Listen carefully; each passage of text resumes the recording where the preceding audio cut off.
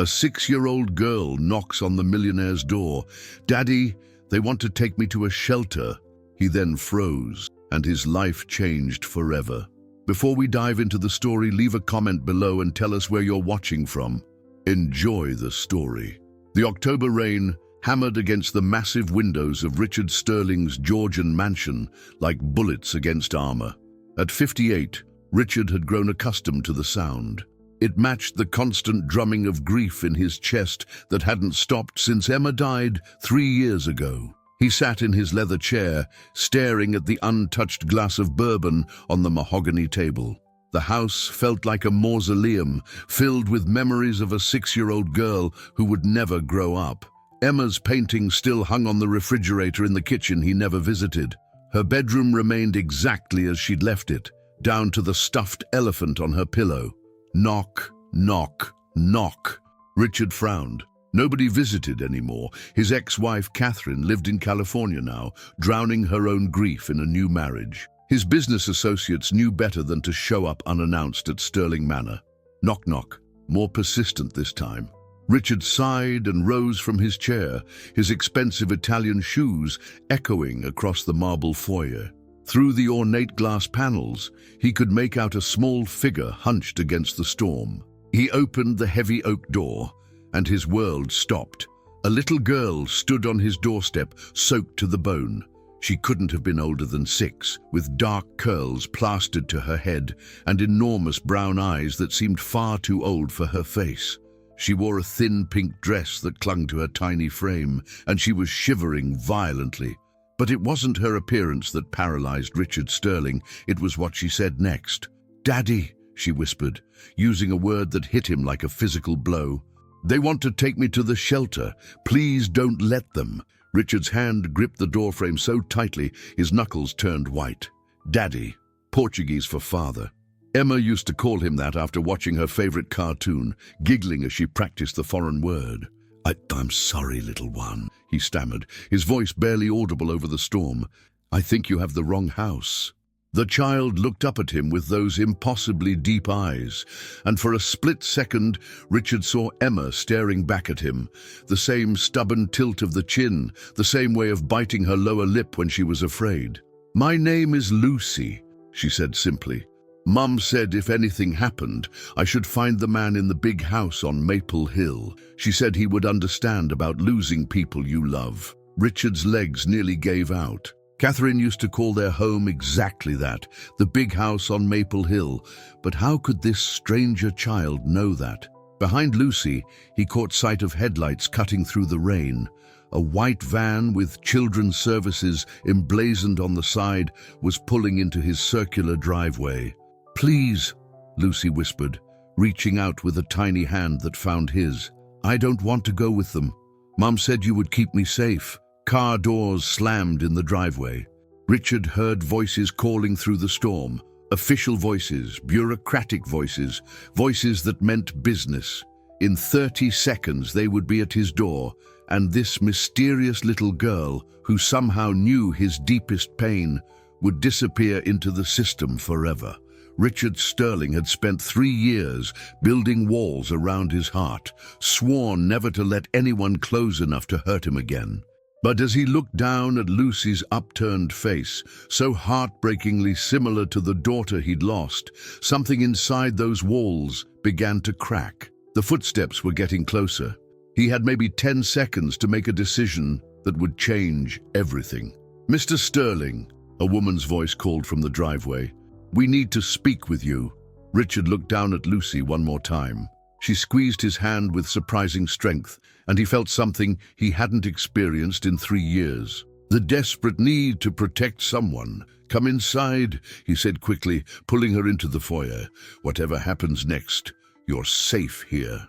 But as he closed the door behind them, Richard Sterling had no idea that this moment would unravel secrets buried so deep they would shake the very foundation of everything he thought he knew about his life, his wife, and the daughter he'd lost forever. Richard's heart hammered as he led Lucy deeper into the house, away from the persistent knocking at the door. The child's wet dress left puddles on his pristine marble floor. But for the first time in 3 years, he didn't care about the mess. "Mr. Sterling, open the door, please." The woman's voice was getting more insistent. "I'm Sarah Chen, from Child Protective Services. We tracked the child to your property." Lucy pressed herself against Richard's side, her small body trembling. "Please don't let them take me," she whispered. "Mom said the big houseman would understand about broken hearts." That phrase stopped Richard cold. During Emma's illness, when the 6-year-old couldn't sleep from the pain, she used to say that Daddy had a broken heart, just like her broken body. How could this stranger know those exact words? The knocking became pounding. Richard made a split-second decision that surprised even him. He opened the door just wide enough to see a thin Asian woman in her 40s, clipboard in hand, rain dripping from her practical jacket. "Mr. Sterling, I'm Sarah Chen, the child who approached your home. We need to take her to temporary housing. She was found wandering in the storm after her guardian passed away this morning." Her guardian. Richard kept his voice steady, though his mind raced. "Maria Santos, a Brazilian woman who worked as a housekeeper downtown. No legal paperwork for custody, and the child claims she has no other family." Sarah peered past him. "Is she inside?" Richard's businessman instincts kicked in, the same ones that had built his empire from nothing. "I'd like to speak with your supervisor. This child seems distressed, and it's nearly midnight in a thunderstorm." Sarah's expression softened slightly. "Mr. Sterling, I understand your concern, but we have protocols, and I have lawyers," Richard replied calmly. "Give me until morning. One night won't hurt anyone, and it might help this child process what's happened to her." Behind him, he heard Lucy's sharp intake of breath. After a tense moment, Sarah nodded. 8 a.m. sharp, Mr. Sterling. Have her ready." As the van disappeared into the rain, Richard turned to find Lucy staring at him with wonder. "You didn't give me away," she said softly. "No," he replied, surprising himself with the fierce protectiveness in his voice. "I didn't." The next morning, Richard found Lucy sitting at his kitchen island, wearing one of his old Harvard t-shirts that fell to her ankles like a dress. She was drawing with crayons he didn't remember buying, her tongue poking out in concentration exactly the way Emma used to do. "Where did those come from?" he asked, nodding at the art supplies. "The lady upstairs gave them to me," Lucy said without looking up. "She said little girls need to make beautiful things when they're sad." Richard felt ice in his veins. "What lady?" Lucy pointed toward the ceiling. "The pretty lady with yellow hair. She was in the room with all the toys." Richard's hands began to shake. Emma's room. No one had been in Emma's room since she died. He kept it locked, but when he checked on Lucy during the night, she'd been sleeping peacefully in the guest room downstairs. "Lucy," he said carefully, "what did this lady look like?" "Like me, but bigger. She had your eyes, Daddy. She said she's been waiting for me to come home." The crayons fell from Richard's numb fingers. Emma had his eyes, the same steel grey that everyone always commented on, but this was impossible. Children had active imaginations, especially traumatized children. "Show me what you're drawing." Lucy turned the paper around. Richard's world tilted. It was a perfect recreation of Emma's bedroom, down to the specific pattern of the wallpaper, the exact placement of the stuffed animals, even the way the morning light fell across the window seat. Details Lucy couldn't possibly know. "How do you—" he began, then stopped as Lucy pointed to the corner of the drawing. There, barely visible, were 2 figures holding hands, one tall, one small. The tall figure had a beard like Richard's. The small figure wore a pink dress and had curly dark hair. "That's us, Daddy," Lucy said simply. "The pretty lady said you've been alone too long." Before Richard could respond, his phone rang. Sarah Chen's number. "Mr. Sterling, I have some information about Lucy Santos that I think you should know. Her mother Maria left a letter. It mentions you specifically." "What?" Richard's voice cracked. "She claims Lucy is your biological daughter. There's also mention of a woman named Catherine Sterling. So was your wife involved with Maria Santos?" The phone slipped from Richard's hand, clattering to the floor. Lucy looked up at him with those impossibly familiar brown eyes, and suddenly Richard saw it. The shape of her nose, the way she tilted her head when thinking, the stubborn set of her jaw. "Daddy," Lucy said softly, "are you okay?" Through the window, he saw Sarah Chen's van pulling into the driveway again. But this time, she wasn't alone. A man in an expensive suit was getting out of the passenger side, briefcase in hand. Lucy saw them too. She grabbed Richard's hand with surprising strength. "Please don't let them separate us again," she whispered. "I already lost Mom. I can't lose you too." Richard stared down at this little girl, who might impossibly be his daughter, a daughter Catherine had hidden from him, a daughter he'd never known existed while Emma lay dying. The doorbell rang, echoing through the mansion like a judge's gavel. "Again," Richard whispered, staring at Lucy's earnest face. But before she could answer, memories crashed over him like a tsunami. 7 years ago, during Emma's treatment, Catherine had disappeared for 3 weeks. She'd claimed she needed space, needed to visit her sister in Brazil to clear her head. Richard had been too consumed with Emma's deteriorating condition to question it deeply. When Catherine returned, she'd been different, distant, guilty, jumping every time the phone rang. She'd thrown herself into Emma's care with an almost manic intensity, as if trying to atone for something. The doorbell chimed again, more insistently.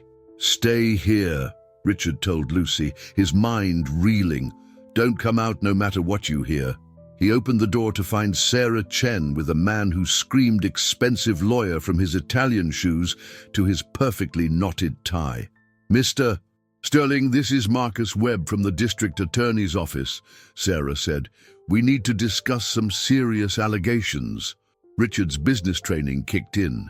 Never show weakness. Never admit anything without understanding the full scope. "What allegations?" Webb stepped forward, his expression grave. "Sir, are you aware that Maria Santos filed a paternity claim against you 3 years ago? The paperwork was sent to your wife, Catherine Sterling, who apparently intercepted and handled it privately." The words hit Richard like physical blows. "That's impossible. We have copies of the documents, Mr. Sterling.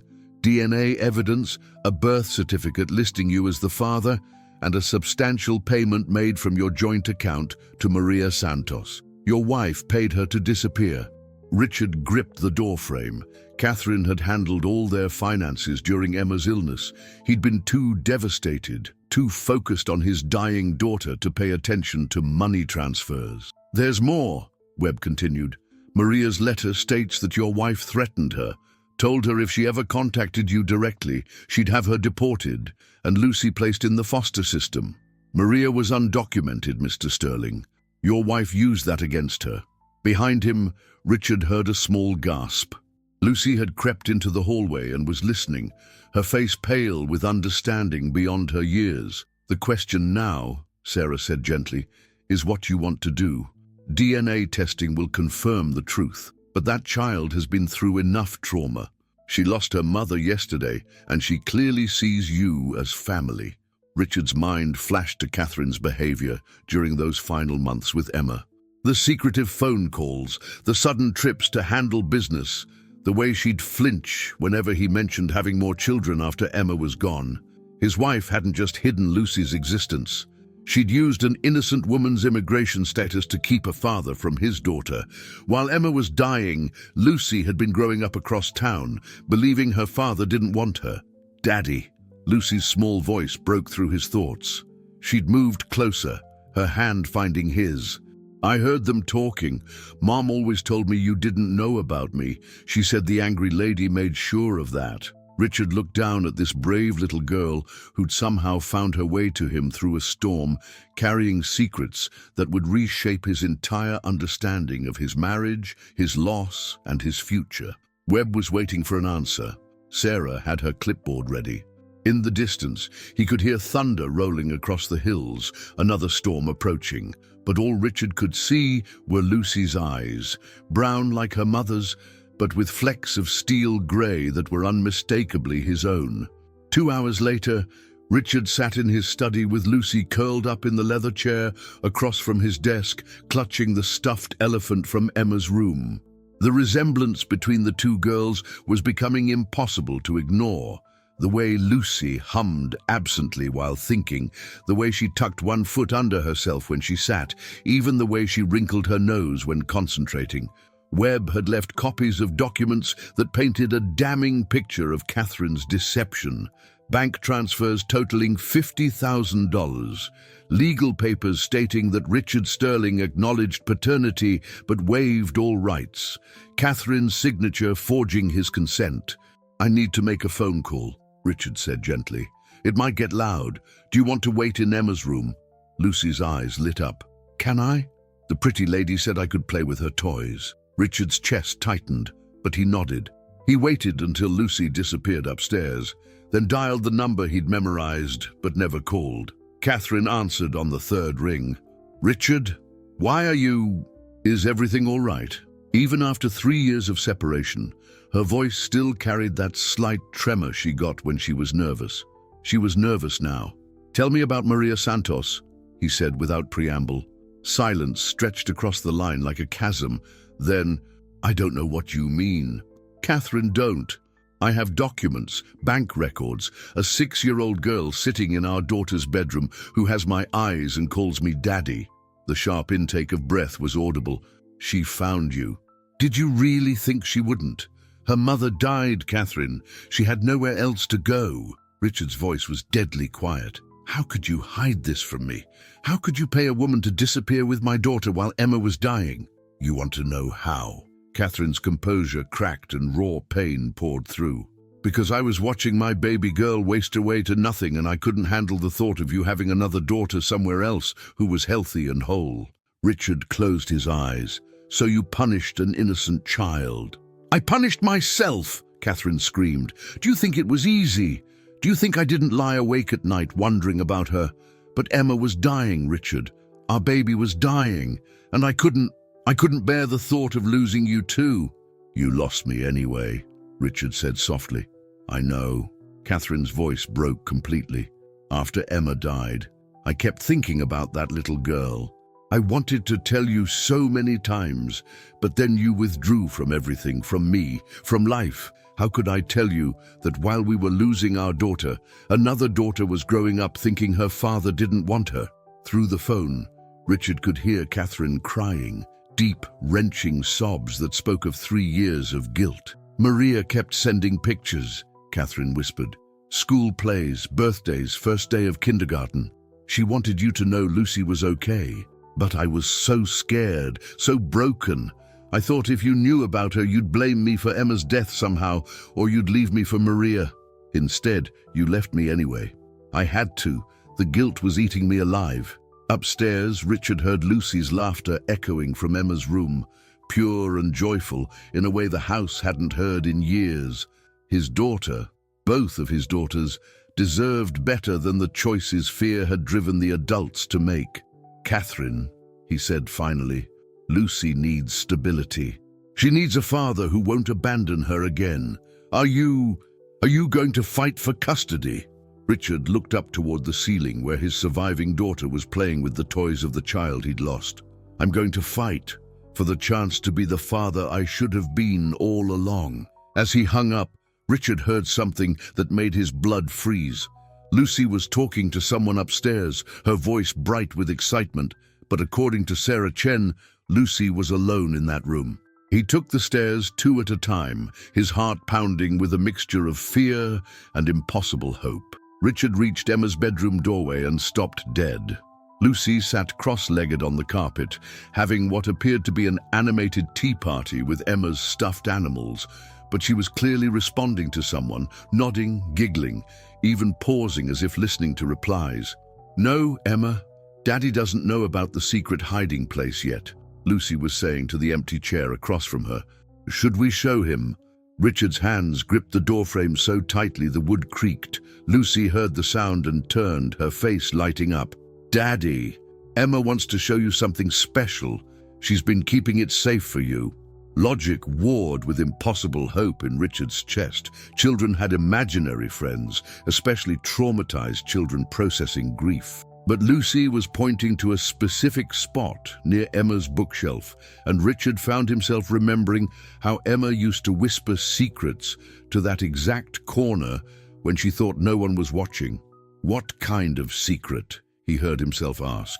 Lucy jumped up and ran to the bookshelf, pressing her small hands against a section of molding that looked identical to the rest. With a soft click, a hidden panel swung open, revealing a small cavity Richard had never known existed. "Emma says she hid something for you before she went to the bright place," Lucy said matter-of-factly, reaching into the opening. "She was waiting for me to come help her give it to you." Richard's legs nearly gave out. Emma had been obsessed with secret hiding places during her illness, always tucking treasures away for later.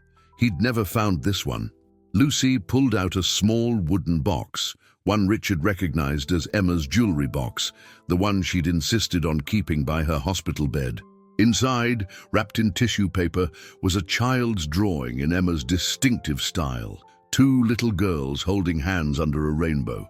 One had yellow hair and wore a hospital gown. The other had dark curls and wore a pink dress. At the bottom, in Emma's careful 6-year-old handwriting, "For Daddy, your other angel is coming. Her name is Lucy, and she needs hugs like I did. Love, Emma." Richard's vision blurred as he stared at the impossible drawing. Emma had died 3 years ago. Lucy had arrived only yesterday. There was no way Emma could have known about Lucy's existence unless— How did she know? He whispered. Lucy tilted her head, listening to something only she could hear. "Emma says angels know things. She says she asked God to make sure I found you when Mum went to be with them. She's been practicing being my big sister." Richard sank to his knees, pulling Lucy close as tears he'd held back for 3 years finally broke free. Whether this was grief-induced hallucination, coincidence, or something beyond understanding, it didn't matter. What mattered was the warm, real child in his arms, who somehow carried the essence of the daughter he'd lost. "Emma says she has to go back to the bright place now," Lucy whispered against his shoulder. "But she'll visit sometimes. She says big sisters always watch over little sisters, even from heaven." Through his tears, Richard thought he caught a glimpse of movement in the corner of his vision, a flash of golden hair, a familiar giggle that seemed to whisper goodbye on the wind. When he looked up, Lucy was smiling at something he couldn't see, waving at the empty air. "Thank you, Emma," she said softly. "I'll take good care of Daddy now." As the afternoon light faded from the room, Richard Sterling held his surviving daughter close and finally understood that sometimes the greatest gifts come wrapped in the deepest mysteries. But outside, a car was pulling into the driveway. Sarah Chen was back, and this time she had court documents that would determine whether Lucy would stay or disappear forever into the foster system. The real fight was just beginning. Richard watched through his window as Sarah Chen approached with 2 additional figures. A stern-looking woman in a navy suit and a man carrying what appeared to be an official briefcase. Lucy pressed against his side, her small hand finding his with the instinct of a child who'd learned early that adults could disappear without warning. "Mr. Sterling," Sarah began when he opened the door, "this is Judge Patricia Morrison and Family Court Investigator David Walsh. We need to discuss Lucy's immediate placement." Judge Morrison stepped forward, her expression unreadable. "Mr. Sterling, while the paternity claims are compelling, this court must consider the child's best interests. You're a single man with no child care experience, and this child has experienced significant trauma." Richard's jaw tightened. "With respect, Your Honor, I'm her biological father. A father who was unaware of her existence until yesterday," Walsh interjected, consulting his tablet. "Our investigation shows no preparation for child custody, no appropriate bedroom setup, no emergency contacts, no pediatric health care arrangements. This appears to be an impulsive decision based on emotional shock." Behind Richard, Lucy stepped into view. Her presence seemed to shift the entire dynamic in the room.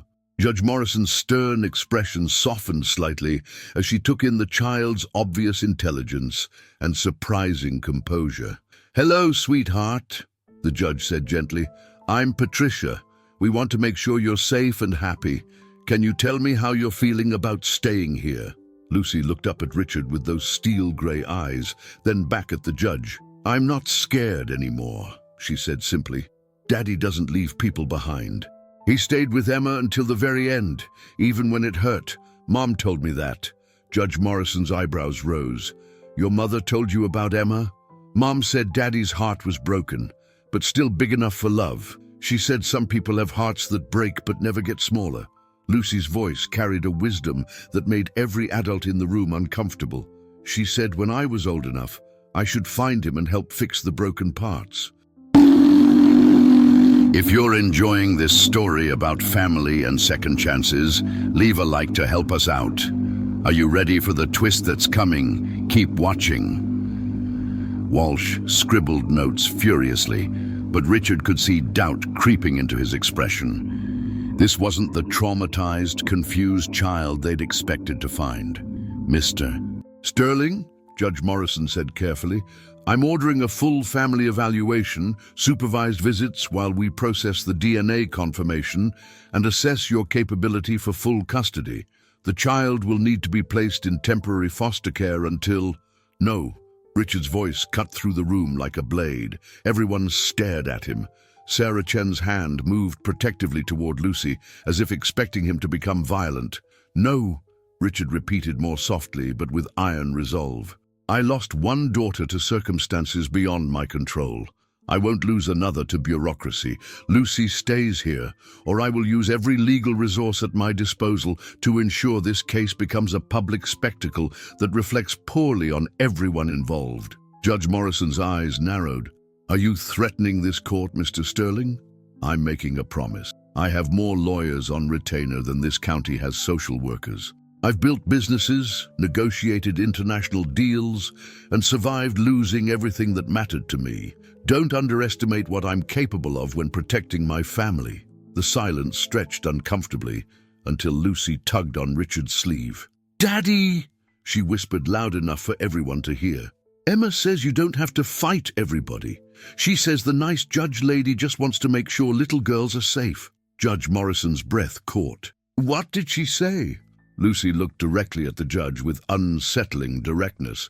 "Emma's my big sister. She watches out for me from the bright place. She says you lost a little girl once too, and that's why you're extra careful now." The color drained from Judge Morrison's face. Walsh and Sarah exchanged confused glances, but Richard saw the truth written in the judge's expression. She had lost a child. "How could she possibly—" Judge Morrison began, then stopped herself. Lucy stepped forward and placed her small hand on the judge's arm. "Emma says her name was Sophie, and she had red hair like yours. She says Sophie thinks you're doing a good job helping other children, but some children already have their daddies waiting for them." Judge Morrison's professional composure cracked completely. She knelt down to Lucy's eye level, her voice shaking. "Sweetheart, how did you know about Sophie?" Lucy tilted her head as if listening. "Emma knows things. She says angels can see the broken hearts that match each other. She says your heart and Daddy's heart both have daughter-shaped holes, but sometimes new daughters can help heal old hurt."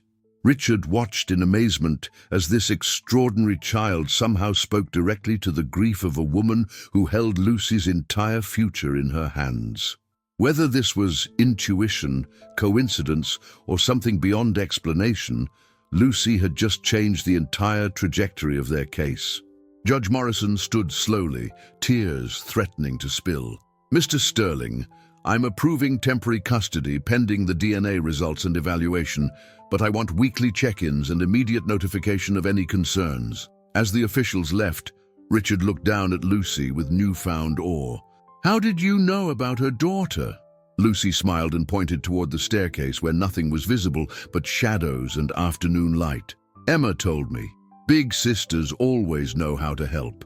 That evening, Richard found himself doing something he hadn't done in 3 years, tucking a little girl into bed. Lucy had insisted on sleeping in the guest room rather than Emma's room, claiming that Emma's room should stay special for visits. "Tell me about Mom," Richard said softly, sitting on the edge of the bed. "I want to know about your life with her." Lucy's eyes grew thoughtful. "My mom worked very hard. She cleaned big houses and always smelled like lemon soap. She taught me Portuguese words and how to make brigadeiros when we had enough chocolate. Did she ever talk about me? Every night before bed, she would show me a picture of you from the newspaper. You were at some fancy party with the angry lady. Mum would say, "That's your daddy, Lucy. He has kind eyes, but a sad smile. Someday when you're older, we'll find him and help make his smile happy again." Richard's chest tightened. She called Catherine the angry lady? Lucy nodded solemnly. Mom said the angry lady loved her little girl so much that she forgot how to love anyone else. She said grief makes people do scary things sometimes, but underneath, they're just very, very sad. The wisdom in this 6-year-old's observations astounded Richard. Maria had somehow raised a child who understood adult complexity with remarkable compassion. "There's something else," Lucy said quietly. "Mum had a box of letters she never sent. She wrote to you every year on my birthday. She told you about my first steps, my first words, when I learned to read. She said she kept them in case something happened to her." Richard's breath caught. "Where are these letters now?" "At Mom's apartment. The ladies from the office said they would pack everything up, but I don't know where they put it." Before Richard could respond, his phone buzzed with a text from an unknown number. "Mr. Sterling, this is Maria Santos's landlord. Found a box marked for Richard Sterling. Emergency only. Child Services said to contact you. When can you pick it up?" Richard stared at the message, his hands trembling slightly. Maria had prepared for this day, had left him a roadmap to understanding the daughter he'd never known he had. "We'll get those letters tomorrow," he promised Lucy. "Every single one." Lucy smiled and snuggled deeper into the blankets. "Daddy, will you stay until I fall asleep?" Mom always stayed. "Of course." Richard settled more comfortably in the chair beside her bed. "Always." As Lucy's breathing deepened, Richard found himself talking softly about Emma. Her laugh, her stubborn streak, her incredible bravery during her illness. He told Lucy about the butterfly garden Emma had planned before she got too sick, about her dreams of becoming a veterinarian, about how she used to dance around the kitchen in her pajamas. "She sounds wonderful," Lucy murmured sleepily. "I wish I could have met her before she went to the bright place." "And maybe you did in a way," Richard said softly, thinking about the impossible drawing, the hidden panel, the uncanny connections that defied explanation. Late that night, Richard walked through his house with new eyes. For 3 years, it had been a mausoleum dedicated to grief. But now, with Lucy's laughter echoing in the hallways and her drawings stuck to his refrigerator, it felt like something he'd almost forgotten. A home. In his study, he pulled out his laptop and began typing an email to his lawyer. Tomorrow would bring new challenges, the custody evaluation, the DNA results, the inevitable media attention when word got out about Richard Sterling's secret daughter. But tonight, for the first time in 3 years, Richard Sterling fell asleep to the sound of a child's peaceful breathing down the hall, and his dreams were filled not with loss, but with possibility. Outside, storm clouds gathered on the horizon, carrying with them revelations that would test everything Richard thought he understood about family, loyalty, and the dangerous lengths people would go to protect the ones they loved. The next morning, Richard and Lucy drove across town to a modest apartment complex where Maria Santos had built a quiet life with the daughter she'd raised alone. The landlord, a kind-faced elderly man named George Henley, met them at the door with a cardboard box that seemed impossibly small to contain 6 years of hidden history. "Maria was a good tenant," George said sadly, handing Richard the box. "Always on time with rent, never any trouble." She talked about Lucy constantly. That child was her whole world. Inside the apartment, Richard felt the weight of lives lived in shadows. The walls were covered with Lucy's artwork and school achievements. Photos chronicled every milestone: first day of kindergarten, missing teeth, birthday parties with just the two of them. In every image, Maria Santos looked at her daughter with pure adoration. But it was the small shrine in the corner that broke Richard's heart. A framed newspaper photo of him at some charity gala, surrounded by candles and Lucy's baby pictures. Maria had created an altar to the father her daughter couldn't know, keeping his memory alive in their home. "She prayed for you every night," Lucy said softly, noticing where Richard was looking. "She asked God to take care of you because you were taking care of Emma. She said prayers could travel between hearts, even when people couldn't." Richard opened the box with trembling hands. Inside were dozens of letters, each one marked with Lucy's age and the year. He opened the first one, dated just after Lucy's birth. "Dear Richard, she has your eyes. When she looks at me, I see the same intensity, the same intelligence that drew me to you during those terrible months when Emma was sick. I know you don't remember me. I was just the cleaning lady who worked extra shifts at the hospital, who sometimes brought you coffee when you'd been sitting by Emma's bed for days. I never meant for this to happen, but you were so broken, so lost in grief, and Catherine was falling apart. One night when Emma was having a good day and you smiled for the first time in weeks, I thought my heart would stop. You were still wearing your wedding ring, still devoted to your dying daughter. But for just a moment, you weren't drowning in sorrow. I won't burden you with details, but our daughter exists because sometimes broken people find comfort in each other, even briefly.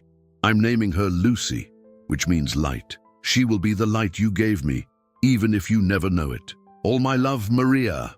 Richard's vision blurred as he read letter after letter, chronicling Lucy's growth. Maria's English improved over the years, but her love for both Lucy and Richard remained constant.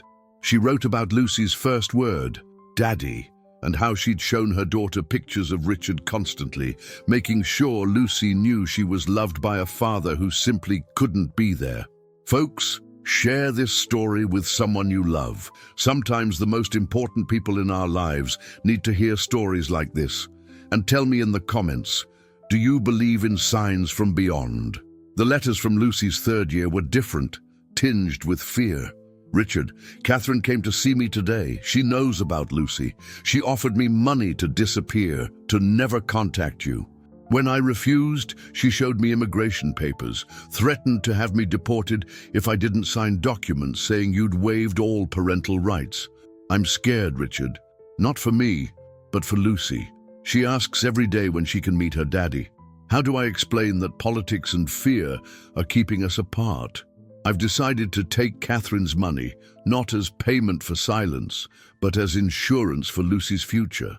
If something happens to me, at least she'll have resources. I'm sorry. I hope someday you'll understand that I did this to protect both of our daughters, Lucy from deportation and Emma from the stress of family scandal during her treatment." The final letter was dated just 1 week ago. "My dearest Richard, the doctors say I don't have long. Cancer like Emma. I suppose we're more connected than I ever imagined. Lucy doesn't know yet. I can't bear to frighten her. If you're reading this, it means she found you. She's been practicing the walk to your house for months, memorizing the route. She's braver than both of us combined. Please don't hate Catherine completely." Her love for Emma twisted into something desperate and cruel, but underneath she was terrified of losing you. Fear makes monsters of good people sometimes. Take care of our light, Richard. Lucy has enough love in her small heart to heal both your broken places and Catherine's guilt. She's the bridge between your two daughters, the living and the angel. All my love, Maria Santos, Pes. Lucy insists that Emma visits her in dreams, teaching her things about you that I never told her. I stopped questioning it. Some miracles are too beautiful to doubt. Richard set the letter down with shaking hands. Lucy had been quietly sorting through her old toys, but now she looked up at him with those perceptive eyes. "Are you sad about Mom's letters?" "Not sad," Richard managed. "Grateful. She loved you so much, Lucy. And she loved me enough to protect both of our families, even when it cost her everything." Lucy climbed into his lap, something she'd started doing with increasing confidence. "Emma says Mom is with her now, in the bright place. She says they're friends, and they watch over us together." Richard held his daughter close, surrounded by evidence of a love story he'd never known existed.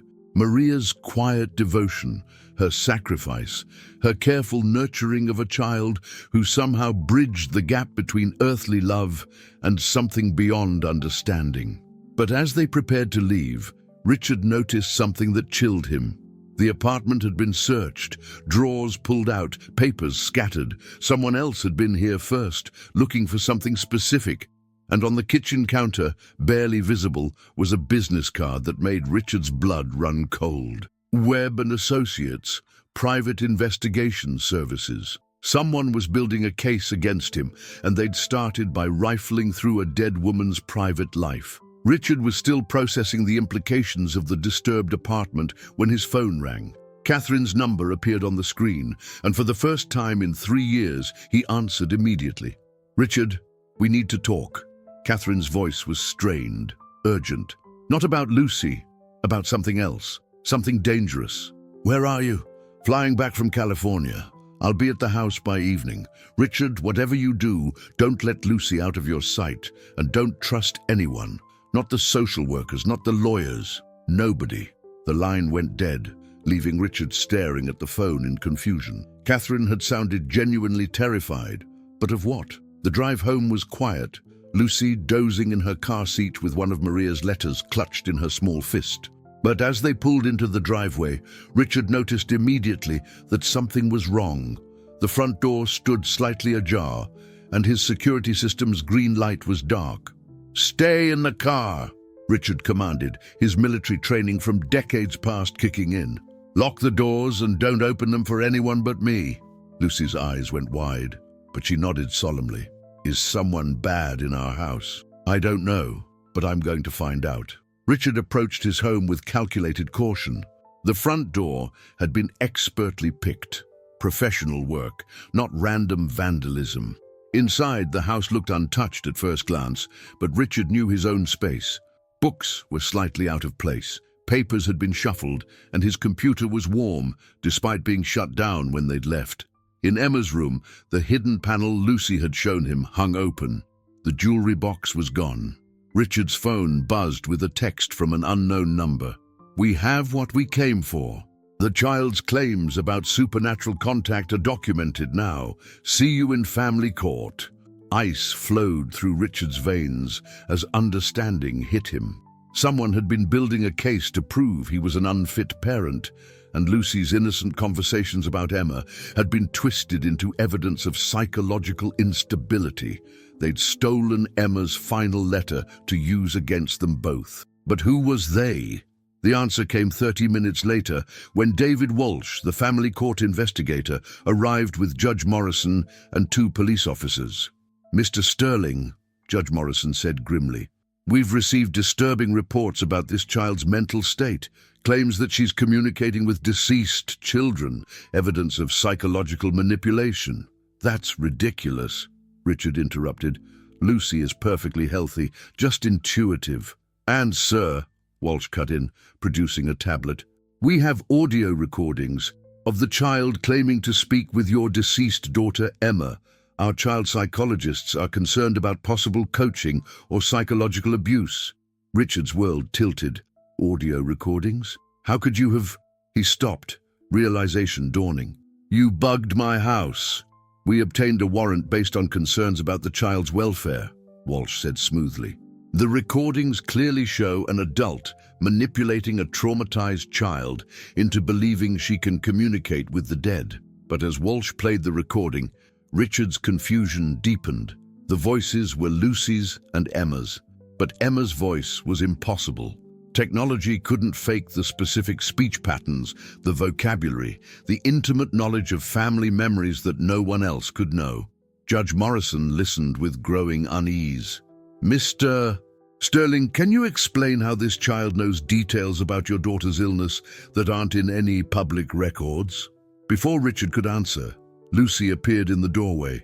She'd somehow gotten out of the car and entered the house without anyone noticing, a skill that should have been impossible for a 6-year-old. "They stole Emma's letter," Lucy said, matter-of-factly, looking directly at Walsh. "But it won't help them, because Emma has something better planned."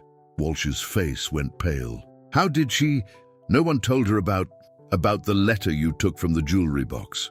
Lucy tilted her head with that unsettling directness. Emma knew you would do that. She says you have a daughter named Melissa, who died in a car accident 3 years ago. She says Melissa is sad that you're trying to hurt other fathers because you couldn't save her. The tablet slipped from Walsh's hands, clattering to the floor. Judge Morrison stepped back, her professional composure cracking again. "That's impossible," Walsh whispered. "No one knows about Melissa. How could she?" Lucy walked calmly to Judge Morrison and took her hand. "Emma says the bad men are trying to trick you into taking children away from their daddies because they get paid more money when children go into the system. She says they made fake recordings and stole real evidence to build lies." "Fake recordings?" Judge Morrison's voice was sharp with sudden understanding. "Mr. Walsh, are you telling me?" But Walsh was backing toward the door, his face grey with shock and dawning panic. "I need to make some calls. This investigation we need to reassess." "No!" The voice came from the doorway, cold and commanding. Catherine Sterling stepped into the house, flanked by 2 men in expensive suits. "You're not making any calls, David. You're going to sit down and explain to Judge Morrison exactly who hired you to fabricate evidence against my ex-husband." Richard stared at Catherine in amazement. His ex-wife looked like a completely different person, confident, fierce, almost dangerous. This wasn't the broken woman who'd fled to California. This was someone who'd spent 3 years preparing for war. "I don't know what you're talking about," Walsh stammered, but his eyes were darting toward the windows like a trapped animal. Catherine smiled coldly and nodded to one of her companions, who produced a thick folder. "David Walsh, private investigator for hire, specializes in manufacturing evidence for contentious custody cases, currently under investigation in 4 states for fraud and perjury." She turned to Judge Morrison, her voice like steel. "Your Honor, my ex-husband isn't the only parent being targeted. There's an entire network of corrupt officials who profit from keeping children in the foster system. They've been watching our family since Emma died, waiting for the right moment to strike." Judge Morrison's face went white as she realized the implications. "You're saying this entire custody challenge was fabricated?" "Not entirely," Catherine said, looking at Lucy with something that might have been regret. "Lucy is Richard's daughter, but the concerns about his fitness, the evidence of psychological abuse, all manufactured to steal a child from her biological father and make certain people very rich in the process." As if summoned by the revelation, police sirens began wailing in the distance, growing closer. Catherine had brought more than lawyers. She'd brought justice, but the biggest revelation was yet to come, and it would change everything Richard thought he knew about love, loyalty, and the lengths people would go to protect their families. As police officers led David Walsh away in handcuffs, Catherine faced Richard and Lucy in the living room that had once been their family home. 3 years of separation stretched between them like a chasm, but Lucy seemed oblivious to the adult tensions, settling comfortably on the sofa between her biological parents. "How long have you known?" Richard asked quietly. Catherine's composure finally cracked. "About the corruption, 6 months. About Walsh specifically targeting our family, 3 weeks. She looked at Lucy with haunted eyes. "About Lucy being in danger. This morning, when Maria's neighbor called to tell me someone had broken into the apartment before you got there." "Maria's neighbor called you?" Richard's voice was carefully controlled. "Maria gave my number to Mrs. Delgado as an emergency contact. She asked her to call me if anything happened." Catherine's hands twisted in her lap. "Richard, there's something else you need to know. Something I've been too ashamed to tell you." Lucy looked up at Catherine with those perceptive eyes. "It's okay," she said softly. "Emma says you're ready to tell the truth now. She says holding secrets makes people sick inside." Catherine's breath caught. "How does she—" "Never mind. I've stopped questioning what this child knows." She turned back to Richard. "I didn't just hide Lucy from you out of grief and jealousy. I was being blackmailed." Richard's blood chilled. "By whom?" "The same people who were just here. Walsh isn't just a corrupt investigator." He's part of a network that identifies wealthy families going through trauma and systematically destroys them. They knew about Lucy before I did. Catherine stood and walked to the window, her voice growing stronger as she finally unburdened herself of 3 years of secrets. During Emma's treatment, I was approached by a woman who claimed to be from a support group for families dealing with childhood cancer. She was so sympathetic, so understanding. I told her things I'd never told anyone, including my suspicions about your affair with Maria. It wasn't an affair, Richard said quietly. It was 2 broken people finding comfort for one night. I know that now, but then I was drowning in grief and paranoia. This woman, Sarah, not Chen, a different Sarah, encouraged my fears. She suggested I hire someone to investigate your relationship with Maria, that someone was Walsh. Richard felt the pieces clicking into place with horrible clarity. They manufactured the evidence of an affair to drive a wedge between us. Worse than that, when Walsh's investigation revealed Lucy's existence, Sarah convinced me that if you found out, you'd leave me and Emma for your real family, and she said the only way to protect Emma's final months was to make the problem disappear. Catherine turned back to face them, tears streaming down her cheeks. I thought I was paying Maria to go away quietly. I didn't know I was funding a human trafficking ring that specializes in stealing children from vulnerable families. The room fell silent, except for Lucy's soft humming. She was drawing again, her small hands moving with confidence across the paper. "Show them, Lucy," Catherine said gently. "Show them what Emma told you." Lucy held up her drawing. It was a complex diagram that no 6-year-old should have been able to create. A family tree of sorts, but instead of relatives, it showed connections between corrupt officials, fake social workers, and wealthy families who'd lost custody of their children under suspicious circumstances. At the center of the web was a name that made Richard's blood run cold. Sterling Family Services, a private adoption agency that specialized in difficult cases and charged enormous fees for their services. "Emma says the bad people have been planning this for a long time," Lucy said matter-of-factly. "Ever since you made that speech at the children's hospital about families staying together, they decided you were too dangerous because you might help other daddies fight back." Richard remembered that speech, a passionate plea for keeping families intact during medical crises. He'd given it just weeks before Emma's death, when he was raw with grief and desperate to find meaning in his loss. Do you want to know how this story ends? The finale will surprise you, but first, leave a comment. What would you do in Richard's place? Stay until the end, because there's still an incredible revelation waiting for you. They've been watching us, he realized, waiting for the right moment to tear our family apart and profit from it. Catherine nodded. When Maria got sick and Lucy was left vulnerable, they saw their opportunity. Frame you as an unfit parent, steal Lucy into the foster system, and eventually place her with one of their client families for a massive fee. But you stopped them, Richard said, looking at Catherine with new understanding. You spent 3 years in California building a case against them. I spent 3 years drowning in guilt and trying to make amends. When I realized what I'd really done, what I'd enabled, I couldn't just apologize. I had to fix it. Catherine's voice grew fierce. These people prey on grieving families, Richard. They turn our love for our children against us. I couldn't let them hurt Lucy the way they helped me hurt you. Lucy set down her crayons and looked solemnly at both adults. Emma says the fighting part is almost over. She says now we get to learn how to be a family again, but different this time, better. Richard looked from Catherine to Lucy to the drawing that somehow contained information a child couldn't possibly know. Whether divine intervention, impossible coincidence, or something beyond human understanding, Lucy had become the bridge not just between two sisters, but between a shattered family and their chance at redemption. But even as relief flooded through him, Richard knew their victory was incomplete. The people behind this conspiracy were still out there, and they wouldn't give up easily.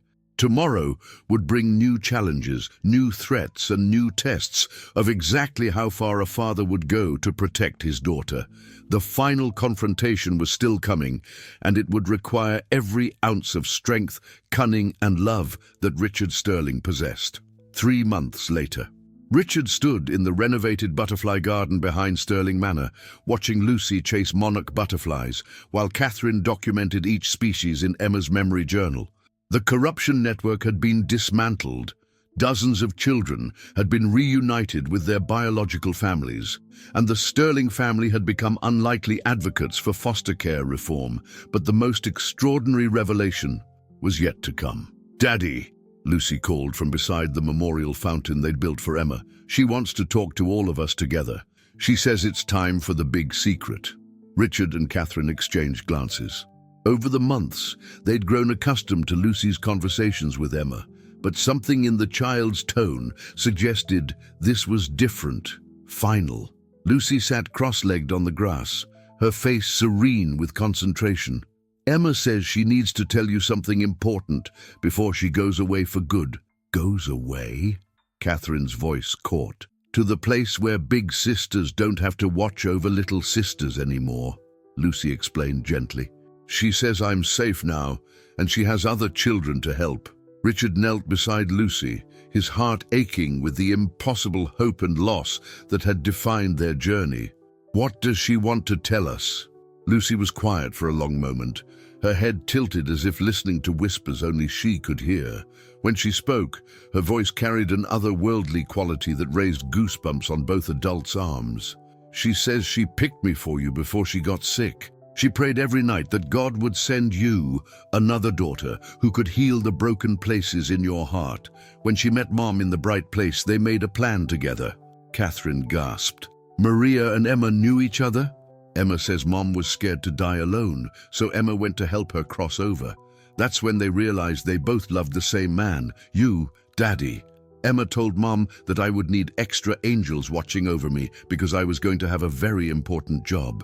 Richard's vision blurred as the impossible implications sank in. "What job?"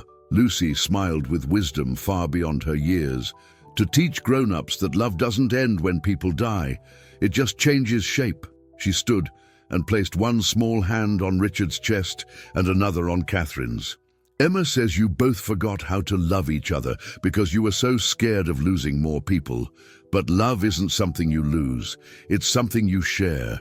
A warm breeze stirred through the garden, carrying the scent of Emma's favorite jasmine flowers. For just a moment, Richard could have sworn he felt a third small hand joining theirs, completing a circle that transcended the boundaries between earth and heaven. "There's one more secret," Lucy whispered, her eyes bright with unshed tears. "Emma isn't really my sister. She's my guardian angel. God sent her to watch over me until I found my real family. But now that we're all together, her job is finished." Catherine began to cry, deep, healing sobs that carried 3 years of grief, guilt, and desperate love. "I'm so sorry, Emma," she whispered to the air. "I'm sorry I let fear turn me into someone who hurt people." Lucy looked up at something neither adult could see, nodding as if receiving instructions. "Emma says she forgives everything because that's what sisters do. She says the angry lady is gone now, and Catherine the mommy is back." "Mommy?" Catherine's breath caught. Lucy took Catherine's hand with perfect trust. "Emma says you're not just Daddy's Catherine anymore. You're my stepmommy Catherine if you want to be. She says Lucy needs someone to teach her about girl things that Daddy doesn't understand." Richard watched in amazement as the two most important females in his life found each other across the chasm of past mistakes and present grace.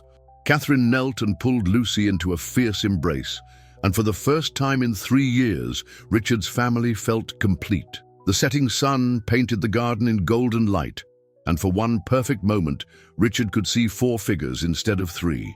A tall man, 2 women, and a little girl with golden hair who was slowly fading but smiling with pure joy. "Goodbye, Emma," Richard whispered. "Thank you for bringing us home to each other."